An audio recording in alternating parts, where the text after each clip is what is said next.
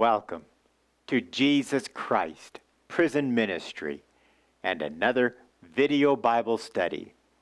Our topic, Matthew, a church built on sand, part 2. When Jesus returned to Capernaum, a centurion came up to him and begged him repeatedly, "Sir, my servant is lying at home paralyzed and in pain." Jesus told him, "I will come and heal him." The centurion replied, "Sir, I am not worthy to have you come under my roof, but just say the word, and my servant will be healed, because I too am a man under authority, and I have soldiers under me. I say to one of them, 'Go,' and he goes. To another, 'Come,' and he comes.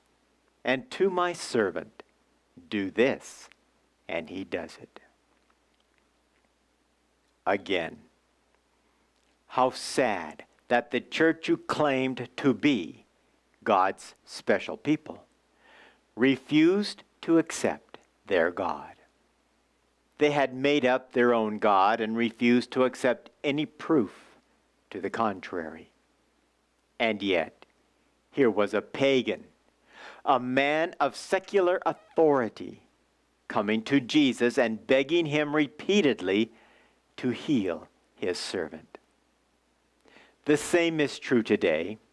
While church leaders and members treat this ministry with disdain, the pagan, rejected outcasts of society are coming to be physically and spiritually healed by God's power.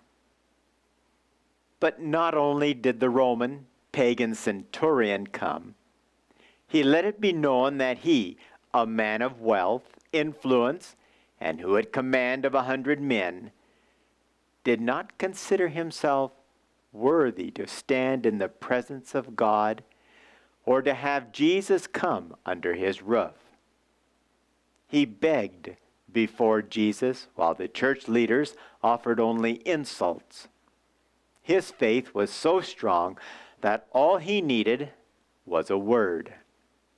How unlike the church leaders who kept demanding a sign from Jesus to prove his authority. How arrogant, prideful, and wicked the church was. How like our churches, pastors, and denominations of today. They just refuse to accept the teachings that God has given to this humble, simple, and unworthy ministry. When Jesus heard this, he was amazed and told those who were following him, "I tell you with certainty, not even in Israel have I found this kind of faith.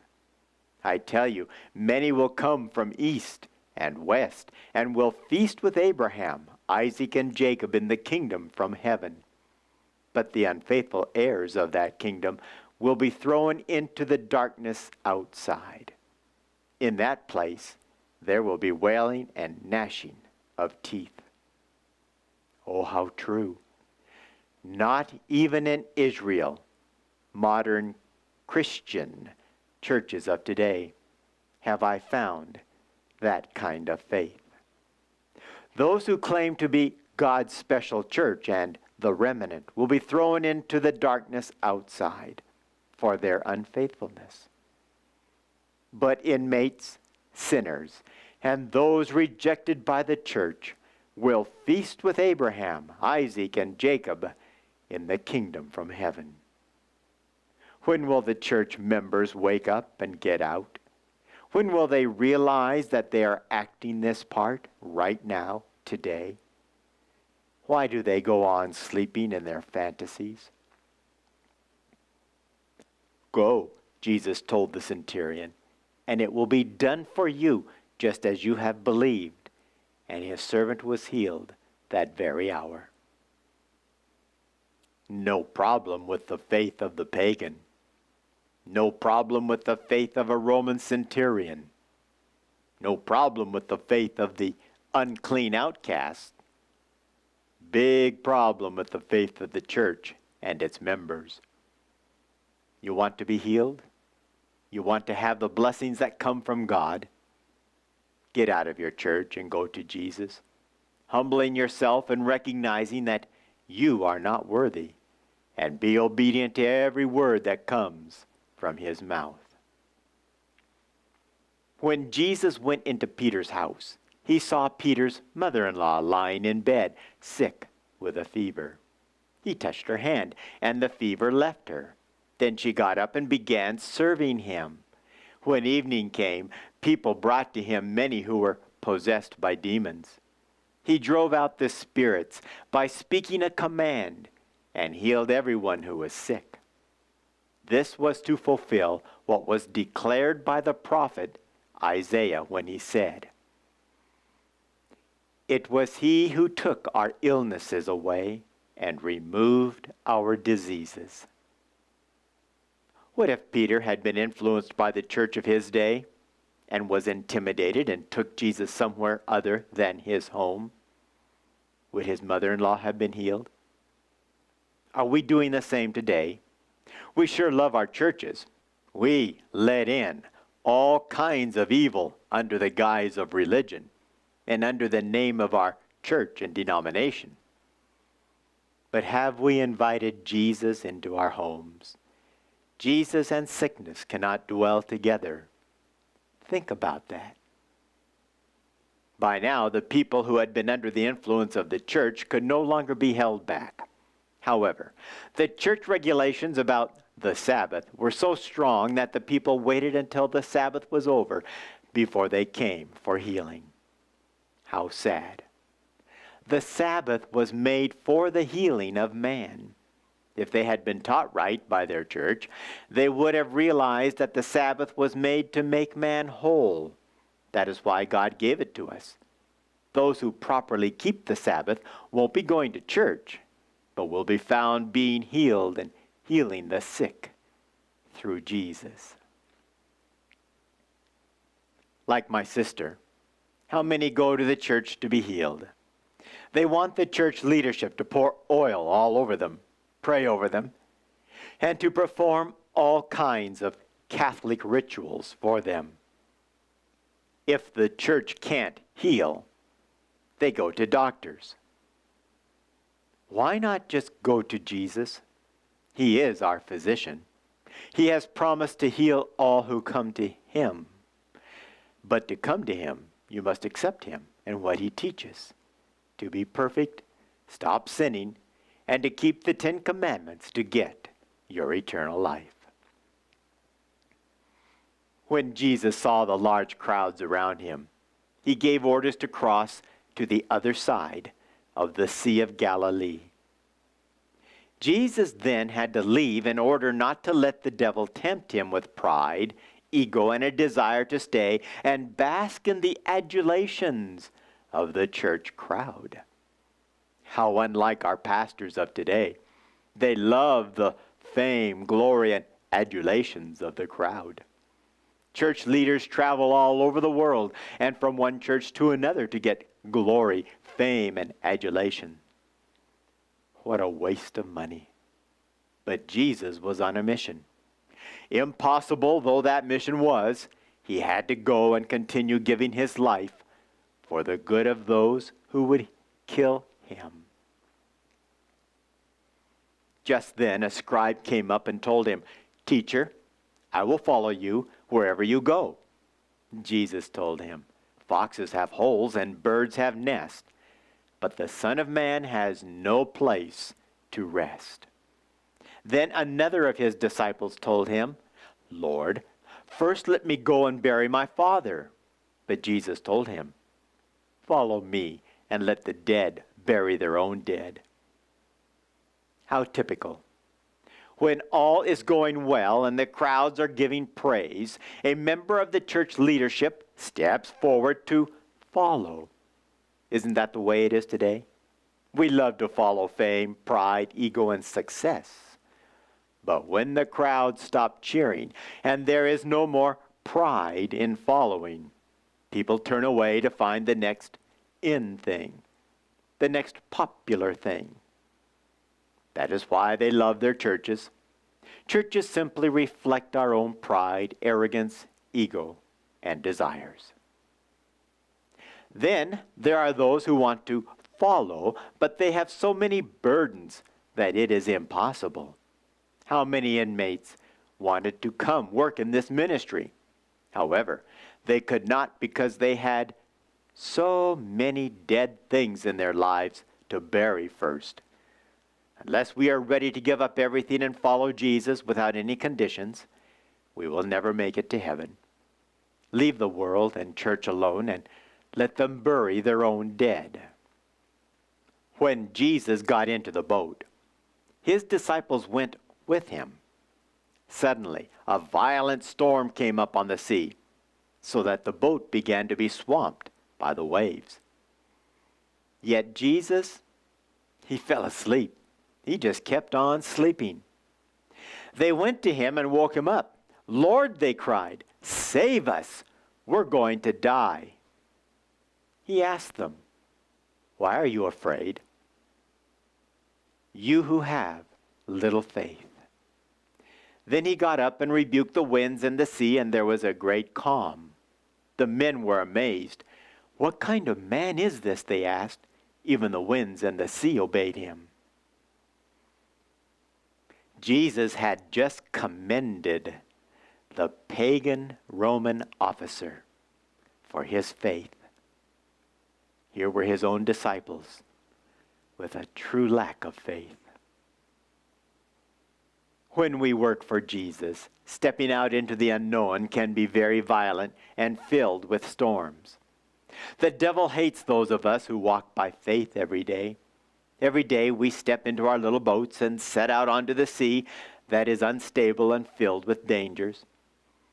But if we ride with Jesus, firmly planted on the rock, we have nothing to fear.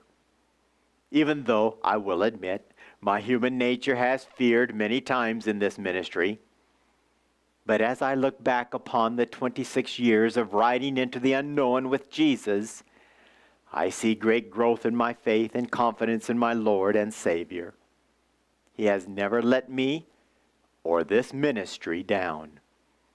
I too have been amazed at the storms in my life and in this ministry, which Jesus have rebuked and calmed with his gentle voice.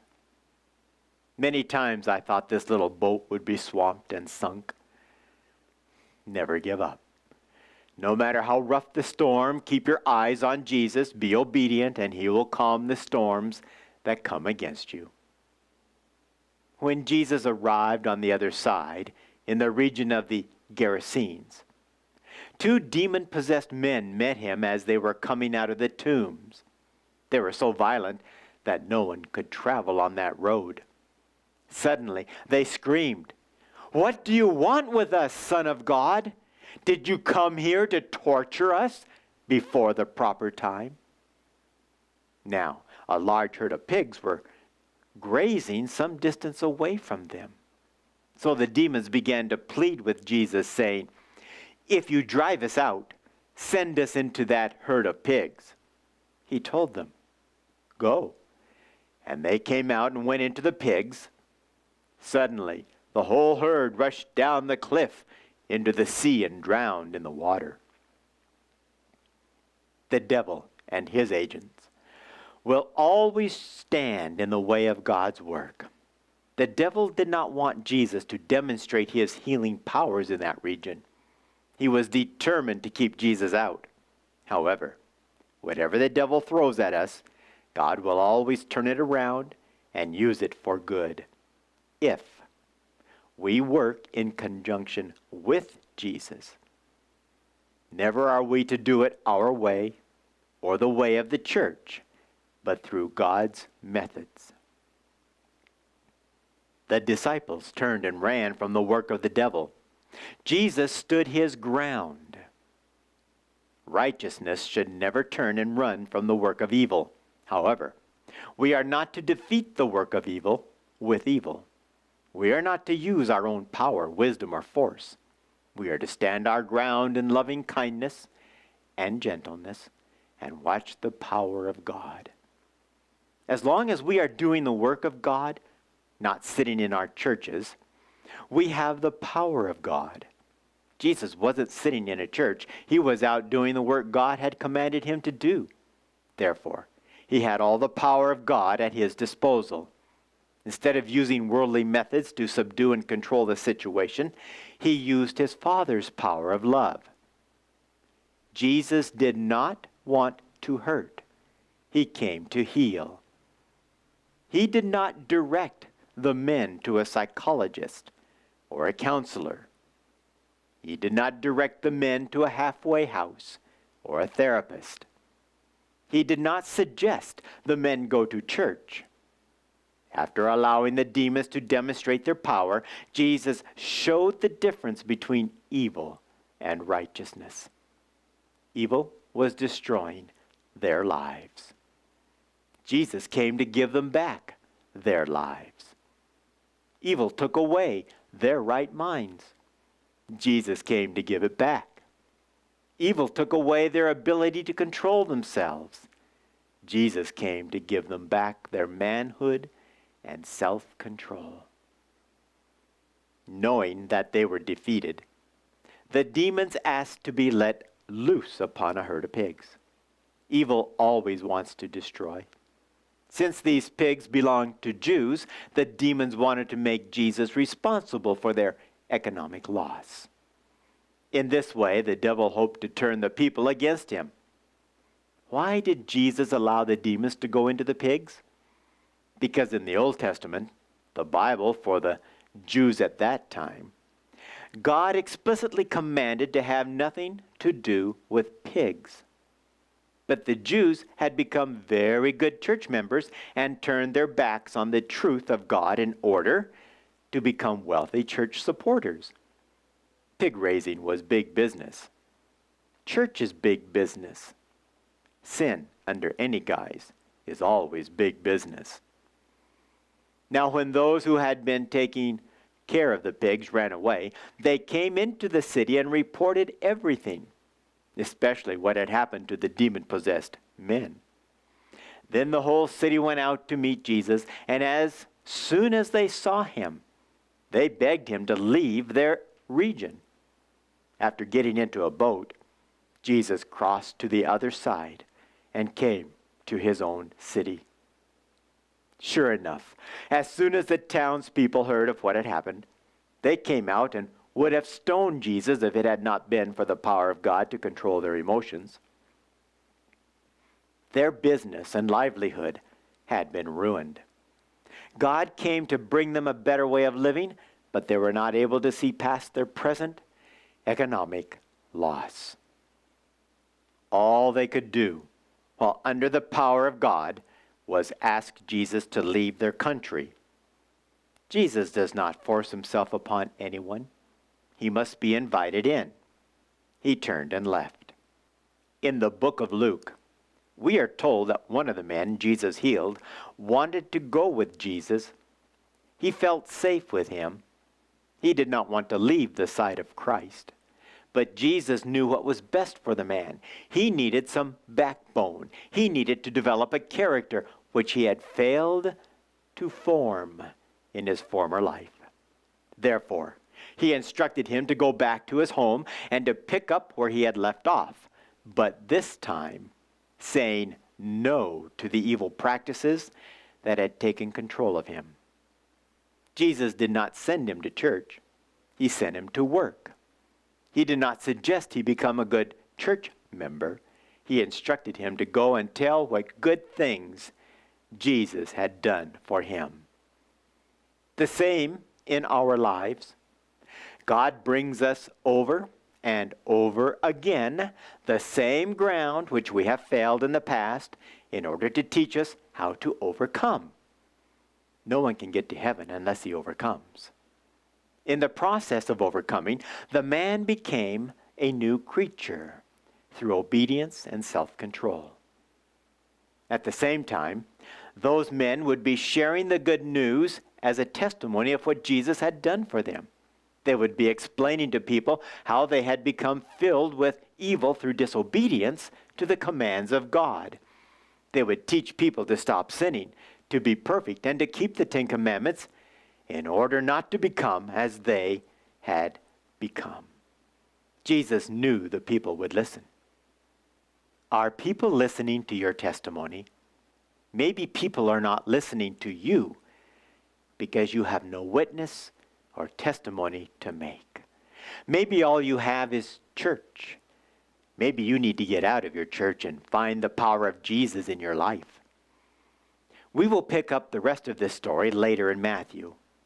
Jesus left and went across the lake and went home. Isn't it time for you to leave your church and go home? Go home to Jesus and listen to him. Learn what he wants for you in your life, and then live in obedience to it. Thank you for joining me and Jesus Christ for another video Bible study.